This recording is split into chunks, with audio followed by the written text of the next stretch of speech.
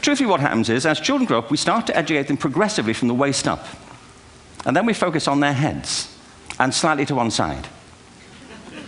If you were to visit education as an alien and say, what's it for, public education, I think you'd have to conclude, if you look at the output, who really succeeds by this, who does everything they should, who gets all the brownie points, who are the winners? I think you'd have to conclude the whole purpose of public education throughout the world is to produce university professors, isn't it? They're the people who come out the top, and I used to be one, so there, And I like university professors, but, we shouldn't hold them up as the high watermark of all human achievement. They're just a form of life. Another form of life. But they're rather curious, and I say this out of affection for them. There's something curious about professors. In my experience, not all of them, but typically, they live in their heads. They live up there, and slightly to one side. They're disembodied, in a kind of literal way.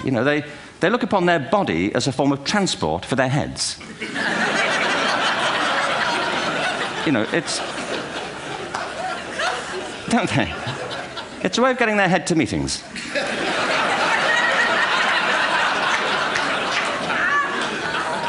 If you want real evidence of out-of-body experiences, by the way, get yourself along to a residential conference for senior academics and pop into the discotheque on the final night.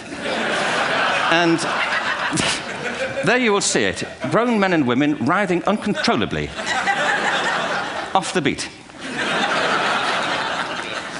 Waiting to end so they can go home and write a paper about it. Now,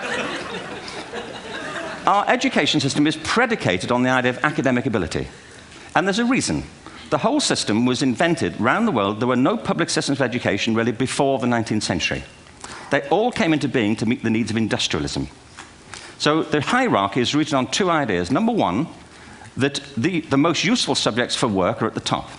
So you were probably steered benignly away from things at school when you were a kid, things you liked, on the grounds you would never get a job doing that.